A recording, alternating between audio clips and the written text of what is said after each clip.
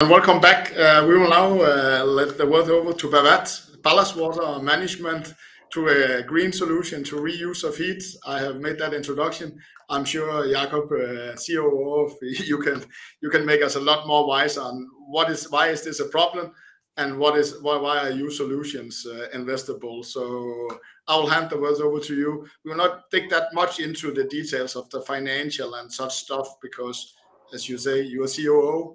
We will do that on a later event where we will do the reporting. So the questions can be directed, but we will more talk about the commercial side and the technology side on this event today. So I will leave the words over to Jakob. You have 20 minutes at the maximum. I will cut off and we will take some questions. Okay, thank you very much, Michael, for the introduction. I am as mentioned, CCO in Bawat, and I will make a brief introduction about our company, and then we can take some questions afterwards. Our company is a Danish-based company. However, we are also listed on the Swedish stock exchange in Stockholm, so you can also find us there, and that's why you can see it says Bawat Water Technologies AB. And not AS, which it would be if it was on the Danish stock exchange. Our company is doing one thing only, and that is ballast water management systems to the marine environment. And just to set the scene, because I do not expect that all of you have a marine background or necessarily know very much about ships. Ballast is something that has been known for hundreds or even thousands of years. Basically, it is to make sure that the vessel is stable, that the center of gravity of the vessel is low enough so the vessel do not turn over in rough seas or by other means turn around when it goes to sea. In the good old days, if we talk many hundred years back in time, or just maybe 150 years back in time and backwards, it was ballast with either stones or sandbags. So it was very hard work. You carried sandbags or stones down in the ballast or in the bottom of the vessel if you didn't have cargo on board to stabilize the vessel. But if you sail with cargo, then that is the ballast of the vessel, and then you do not need to put extra ballast inside the vessel. These days are gone when steel vessels were introduced. At that time, it became obvious that you could make some ballast tanks. And with the ballast tanks, you could easily pump water into them and pump it out again when not needed. It's much easier, no hard labor work to get ballast into the bottom of the ship, and it could be done within a short period of time.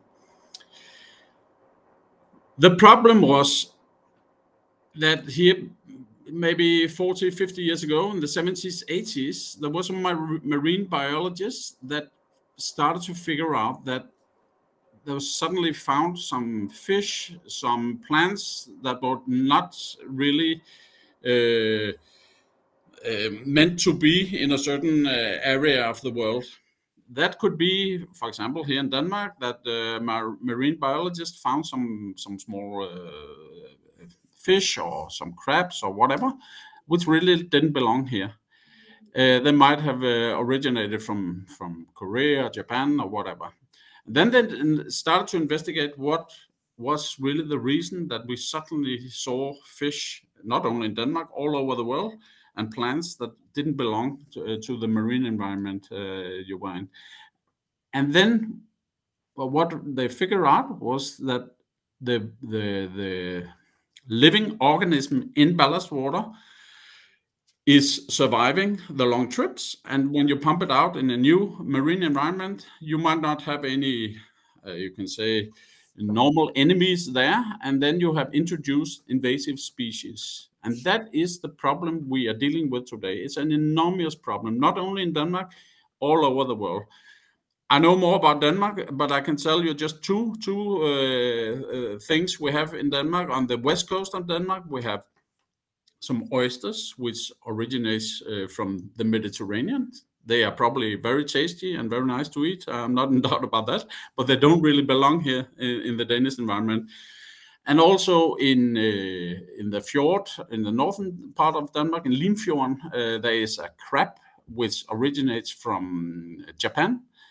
And it's taking over the whole environment up there. It's much more aggressive than the original species. So it's a huge problem that we have introduced that. And if we talk about the amount of ballast water that is transported around the world, just to set the scene on a global scale, you can see here it's huge amounts. And to make it more, you can say, obvious for everybody, it's about 4 million Olympic-sized swimming pools that are transported around the world. I know there's a lot of water in the seas around the world, but it's still a lot of water that we are moving from different parts of the world and pump out again.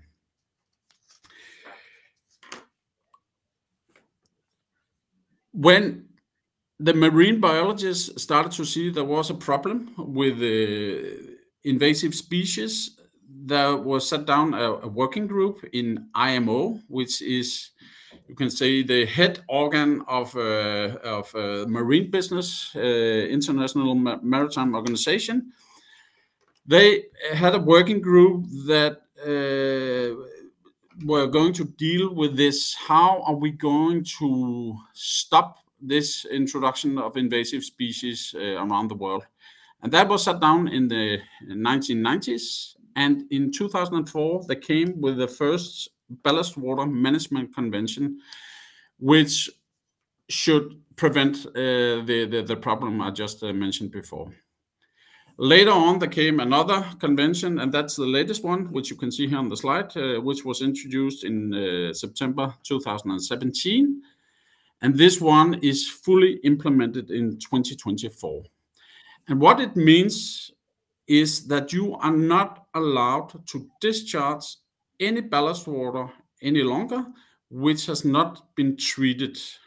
And when I say treated, I mean that you have made sure that the living organisms in the ballast water has been killed some way or another. There are different ways of dealing with that.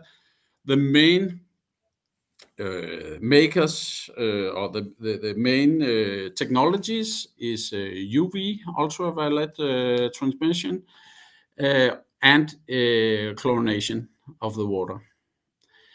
And even that chlorination, they need they're not allowed to discharge water with the chlorine afterwards. There will still be some leftovers in the water afterwards, and that is an issue.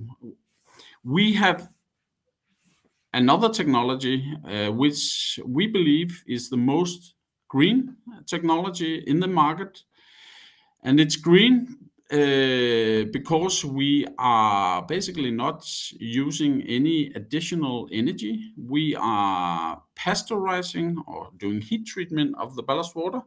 You already know that from the food and beverage industry. It's been there for 150 years or so, from milk and wine and so on and so forth, that you heat up the water for a certain period of time and then you cool it down again. And by that, you have a very, very efficient way of getting rid of bacteria and other living organisms. And that's what we are doing with the ballast water as well. We tend to utilize waste heat from the main engines. So anyway, as the word says, it's a waste heat. So we are basically utilizing surplus heat from the vessels. That's what you can see on the top. On the bottom, we also have a mobile solution, so we basically can can put all the equipment inside a container and put it on the port side. So if a vessel doesn't have a ballast water treatment system on board, it can be put on the quay side, and you can pump water from the vessel to our system and into the sea. It doesn't use any. We don't have any chemicals or any other things that might be a problem for the marine environment, and we have no consumables such as UV bulbs or any other things, as we just use surplus heat. So it's a very, very efficient way of dealing with that. If we look at a global scale, there you can see there, as I mentioned before, we have a ship solution and a mobile solution. And if we look at the ships alone, then there are approximately 25,000 vessels that still have not installed a ballast water treatment system on board. And they need to be in compliance within the next 1.5 years. So that's quite a big amount. That's what you can see on the right side. If we approximately say one system of about 300,000 euros, and the amount of ships still needs to be in compliance. Of course, we will not get the whole lot of all those vessels. I wish we did, but just shows that there's still a big retrofit market. Then there are new building ships, approximately 1,700 per year, which obviously need a ballast water treatment system. And then we have the mobile solution, which we sell to, could be ports, it can be for barge owner. Barges doesn't have a lot of power resources and so on and so forth. So for them, it's much easier to get a mobile unit on board. And then the final thing we are dealing with, and that is probably the gold egg of our company. It's the one you can see in the bottom called BaaS, and that stands for Ballast Water Treatment as a Service. Because, as I mentioned before, in September 2024, no vessels can discharge any untreated ballast water anywhere in the world. That means if a vessel comes in and for some reason the ballast water treatment system is malfunctioning, what shall it do? It cannot go anywhere and discharge the ballast water. And there we are basically all alone at this point because we have a one-pass treatment system. Our competitors has a two-pass treatment system, but we have a one-pass treatment system, meaning that you only need to let the ballast water run through our system one time, and then you can discharge it down into the port or into the harbor. That is a huge advantage, and you can, if you go to our webpage, see already in the United States we are building up over there. We have a sister company named Freedom Ballast, which are getting established mainly on the East Coast at the moment, Texas, Louisiana, and in the southern part at the moment, but we are expanding over there. And we are building up, here you can see a big network of establishments we have around the world. We are cooperating with partners globally, either agents or joint ventures we are building up globally to sell our system or to build up this BaaS, as I mentioned before.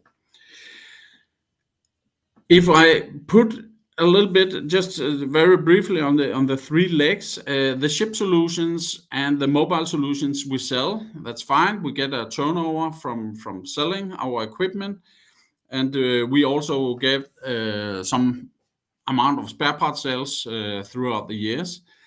But if you look at the BaaS model, one thing is that we actually build up some joint ventures where we sell from Bawat the system into the joint ventures, but there will be a recurring turnover from these systems due to the fact that when a vessel comes in and it needs to do treatment of the ballast water, it requires that they pay typically per cubic meter of ballast water they need to treat. So there will be an ongoing benefit from the BaaS part of the system here. To come with a few, you can say, very recent things that has happened for Bawat, then you can say that we just, and it's only 1 month old, as you can see in the top, we have just started a cooperation with the Damen. Damen is a major shipyard and a solution provider for the marine industry. As you can see, around 12,000 employees.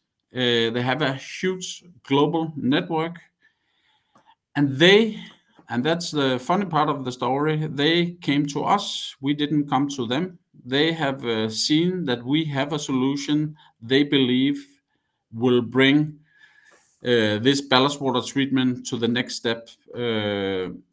So we are intensifying the, you can say, the scaling up on a global scale, and with this cooperation, we will get out to areas of the world which we, of course, could do, but it will take very, very long time for us to get around, as we are a relatively small company. When we are now starting up this cooperation, we will get all over the world in a matter of a very short period of time.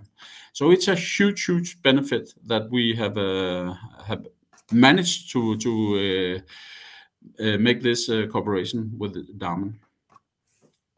In terms of, you can say, case stories from our customers, we have here just one example from Belgium ship owner, CMB Delphis. CMB Delphis has our system and have had it on board for 3-4 years.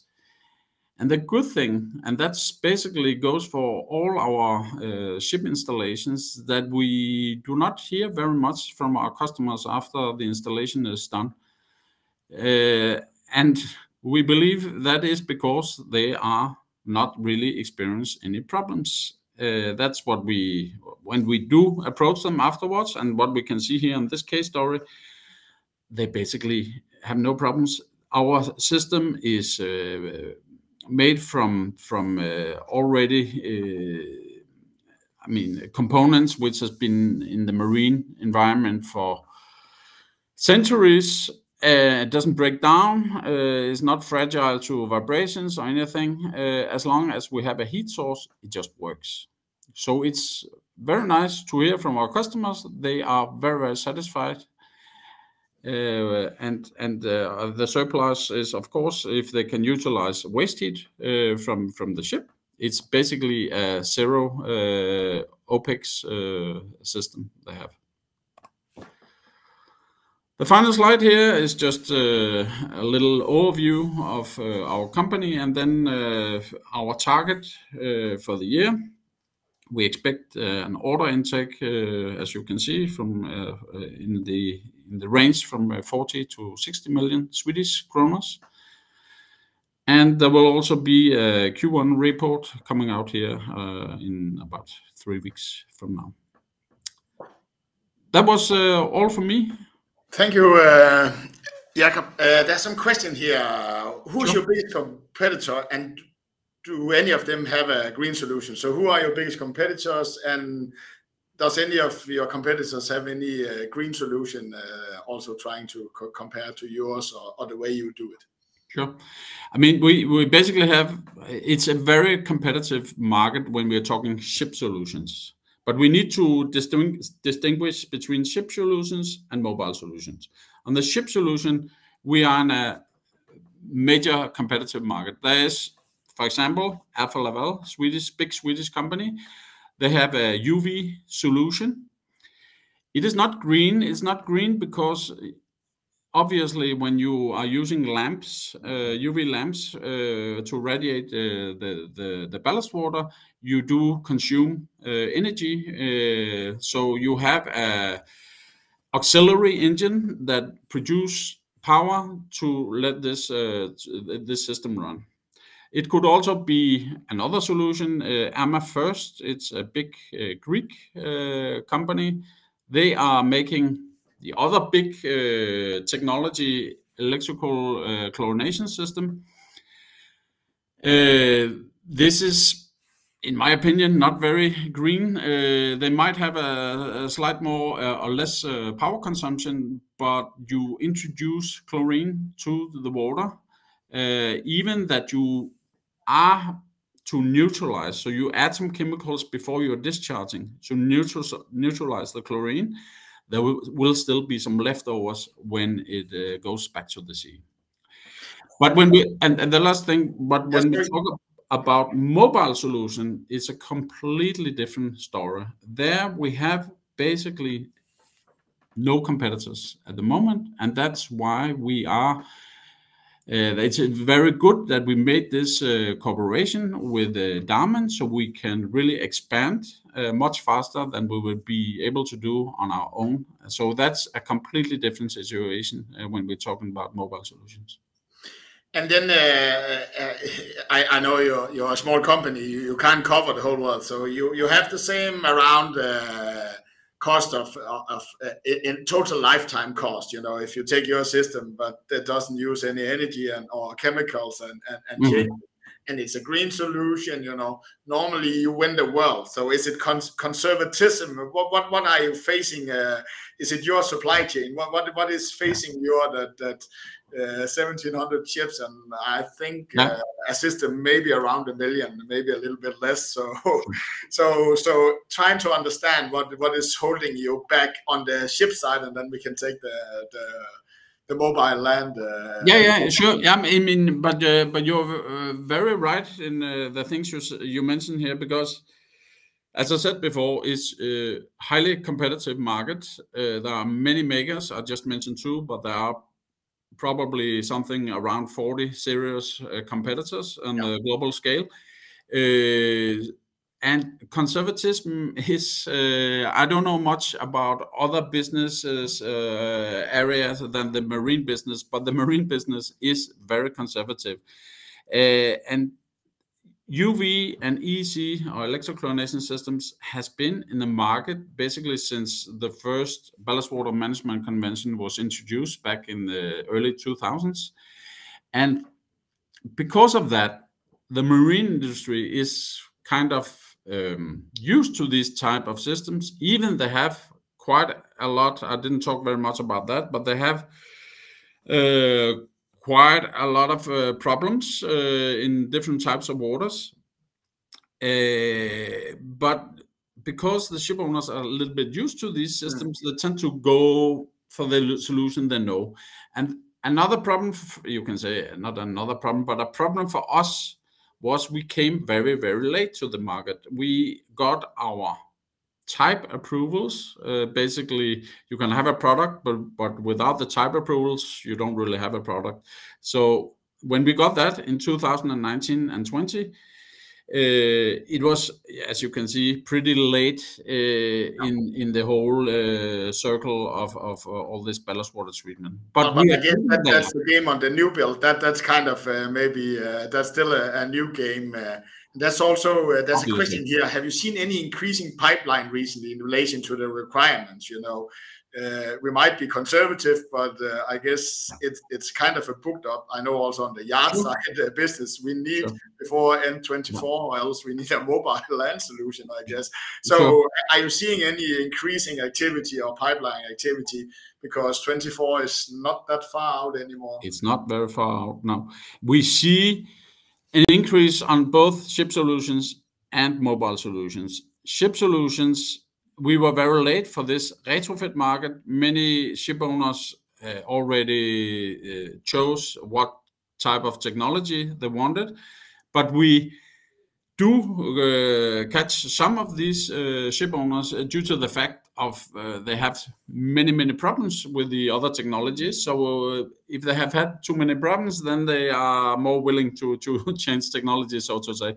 But on the new building market, that's another story. It's a little bit, you can say, a longer shot, but there we have a much bigger chance to grab the ship owners well in advance and introduce our system for them there. But on the mobile area, and especially for harbors, they are starting to, they start to wake up now. As I mentioned, in the United States, they woke up already a couple of years ago, and we have already 3 containers in the US right now. And in Europe, they also start to wake up. We have tried. I hope that nobody from the Danish Marine authorities here, but we really try to say to them, what are you going to do here in 1.5 years? But it's a little bit like la, we can't hear what you're saying. And I was a little bit surprised that authorities are having that approach. But in Germany, they are waking up now. We see Hamburg Harbor, Bremen Harbor are approaching us. And we also see the same movements in the Netherlands, Rotterdam and Antwerpen. And if these 3 harbors, Rotterdam, Antwerpen, Hamburg, this is the 3 biggest harbors in Europe. If they start to introduce this reception facility, this mobile solution, it will spread also for the rest of Europe. And funny enough, we have also quite a lot of activity in Africa. I wouldn't have expected that when I started in the company, but that's actually a fact as well.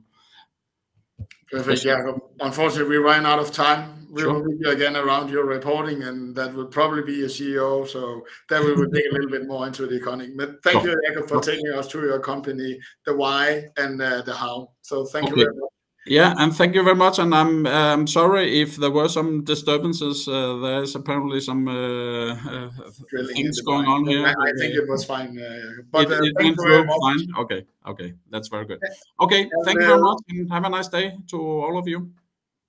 We will have a short break now, and when we return, we will look at Window Master, presented by CFO Sten Sørensen.